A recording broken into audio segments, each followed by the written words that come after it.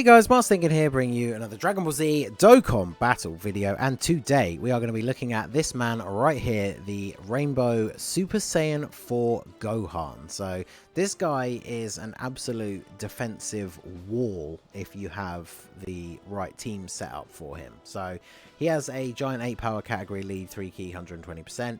And his super attack does immense damage and massively lowers defense. Nothing too crazy there, but his passive, attack and defense 140%, which already off the bat is very, very good. Then he reduces damage received by 40% when there are another 4 or more Great Ape Power category allies on the team.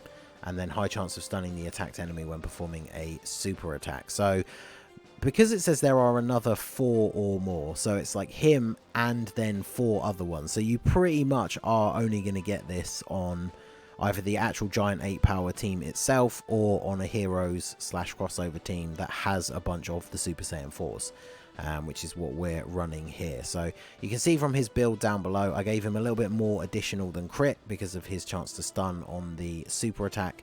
I feel like that could be useful for future things for Super Battle Road and things like that. I didn't have the best selection of orbs to give him, but I think that's a pretty good setup for him. I had a couple of pretty decent level 4 orbs laying around, and then I've been leveling up all of the Super Saiyan 4s a little bit today after pulling them, but as you can see, nothing too crazy with the link levels. So out of all of the Super Saiyan 4s, his best link partner is actually the Bardock. Obviously neither of them awaken, so they don't have Fierce Battle or Shattering the Limit, but I mean, you can see there we have all of these links activated. So the fact they have experienced fighters together is obviously very useful as well.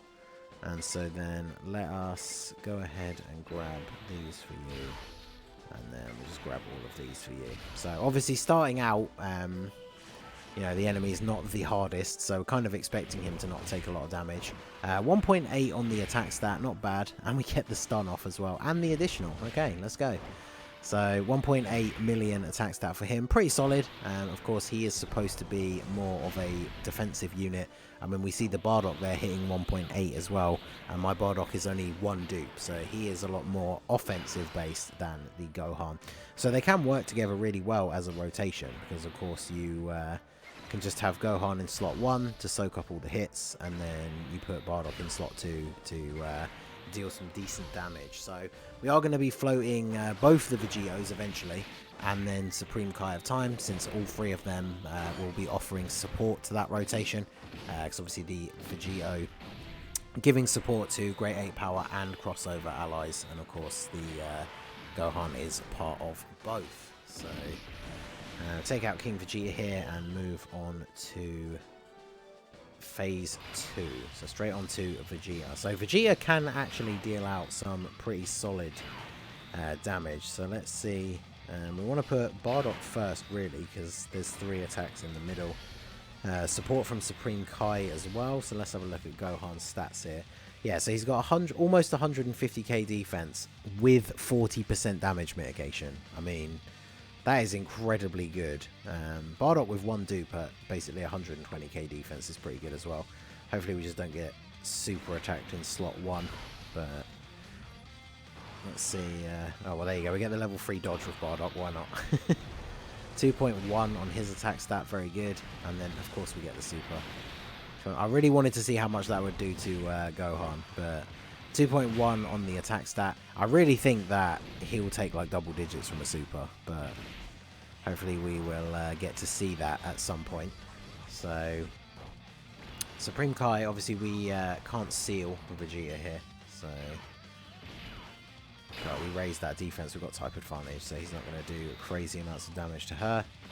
And then, see, the good thing is, because Vegito supports the crossover campaign as well as the Great 8 Power, so that he's still providing a support buff to the Xeno Super Saiyan 3s as well. So that's the thing. Vegito is an insane unit. He's very, very good, but like he can very easily, depending on the team that you want to run, you can just use him as the lead and the friend, and then just float them off as support units, and it gives you a lot of freedom with team building. I always like leaders that have passive abilities like that. It's one of the reasons why I've always liked the Android team, because you can run MVP 17, just have them both floating off rotation, and it just gives you more freedom to build your two main rotations however you want. So that is definitely an interesting way you can set up this team with these guys. So right, so we'll go ahead and do this, and then we'll give Bardock all of these.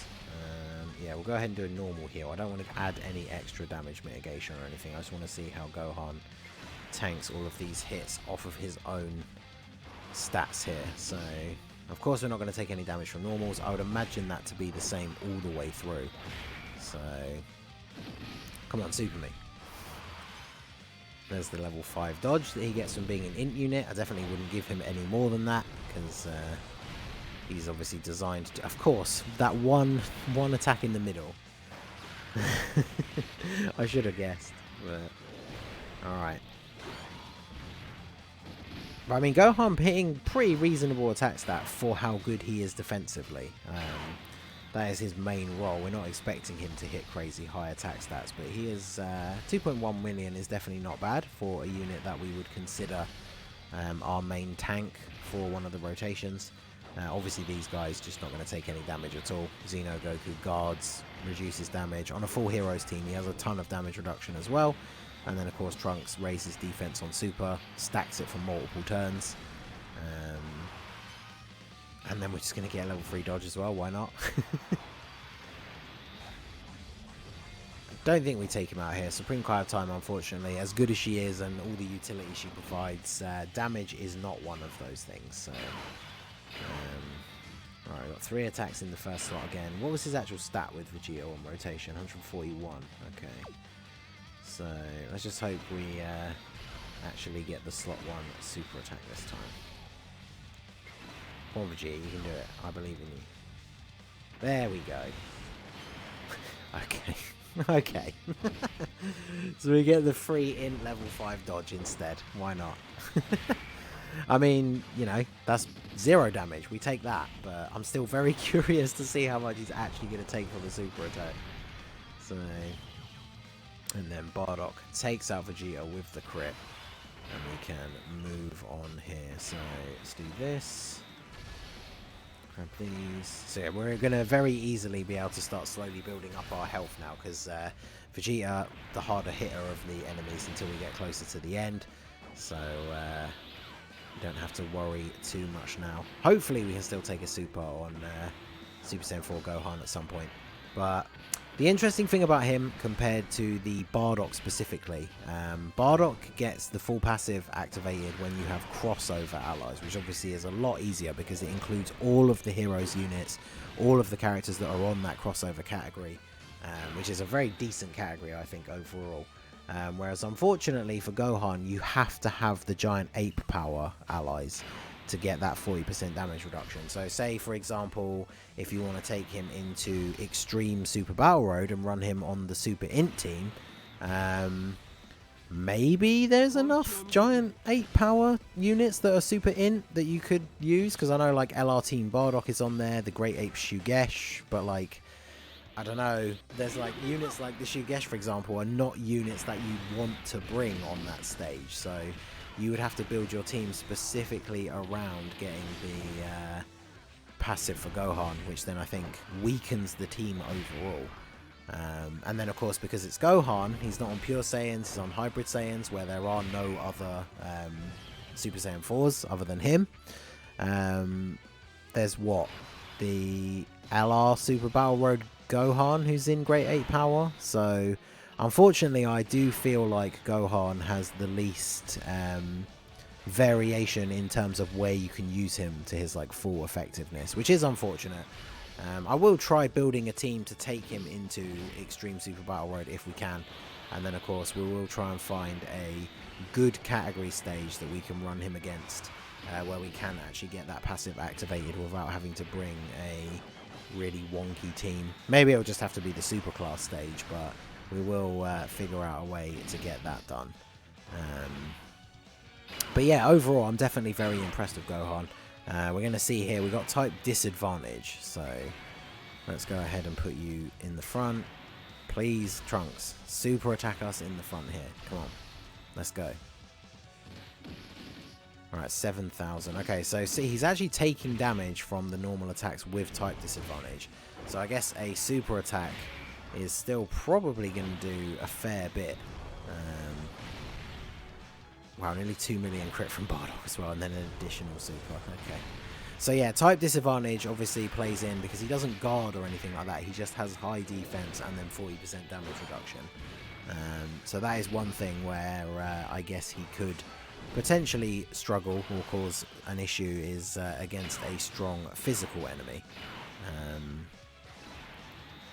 But yeah, I mean, in certain long form events, you maybe come across one or two of those. You're obviously not going to take him into a event where the single main enemy is physical. But then, I mean, I guess to be fair, those kind of events don't even really exist now if you're not talking about like a physical unit Dokkan Fest, and then the difficulty level of Dokkan Fests is on a whole other level in terms of lower difficulty than something like this. So I think even against, like, if you took him into the Super Saiyan 4 Vegito Dokkan event, even in the final stage against Vegito, he's probably tanking his normal attacks for double-digit damage. So, okay, super attack from the STR Trunks. What does this look like? Okay, wow, still 140k. Ooh, interesting. So, his defense, not quite as high as I would have thought. With he doesn't get as much of a buff from Vegito as he does from Supreme Kai if her full passive is active. But I mean, at the end of the day, it's a lot less damage than anyone else on the rotation would have taken. So in terms of the roles of these new Super Saiyan 4s, he obviously is very clearly the defensive option. But yeah, I guess as we can see here firsthand, not quite as crazy as some of the other units. Like, I mean, these Xeno Super Saiyan 3s, they will probably tank better than Gohan under most circumstances. But Gohan, I do think, is a very interesting unit. And of course, the one thing you have to bear in mind with Gohan and the Bardock is they don't have awakenings yet. So with the way we've been seeing some of these Heroes units, when the Heroes stuff comes out next year, I don't know if they will get one. I think they'll probably do like the Gotenks and the Gohanks and the Vegeks that came out last year. So it looks like there's kind of almost like a 2-year gap between some of these units getting their Dokkan Awakening. So who knows? Super Saiyan 4 Gohan could get a TUR in 2022. But of course, him and the Bardock, they're both so good already that if these units did actually get Dokkan Awakenings, they would become absolutely ridiculous. So, and I mean, he's still taking double digits from normals, which is what we would expect from a unit that we would consider a good tank in these harder events. As long as they can just take no damage from the normal attacks, and then that's their main job. And then of course he does take less damage from supers than basically anyone else on the rotation as well. So yeah, let me know what you guys think down below of the Super Saiyan 4 Gohan. I definitely think he is a very, very solid unit, very solid addition to the team. Obviously we're waiting on Super Saiyan 4 Gogeta, the Int one, to come to global in order to get the full Giant 8 power lead team.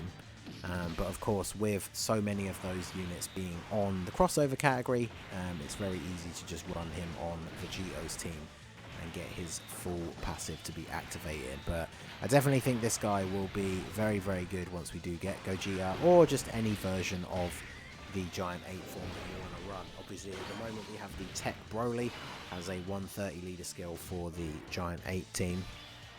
And there, of course, is still merit to running that team over just running a crossover team, because certain units in the Giant 8 power team are not on crossover, like the LR team Bardock, who's a very good support unit for that category.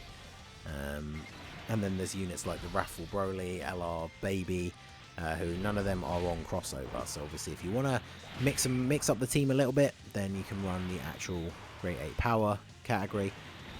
But yeah, you do have to have 5 of those units on the team, including Gohan, to actually get his full passive to activate. But yeah, I think he's solid. Let me know what you guys think down below in the comment section. So that is going to be it for the video, guys. This has been the Masked Ningen. Smash that like button, subscribe to the channel if you are new. Check out the link to my Discord in the description below. Feel free to join in the fun over there.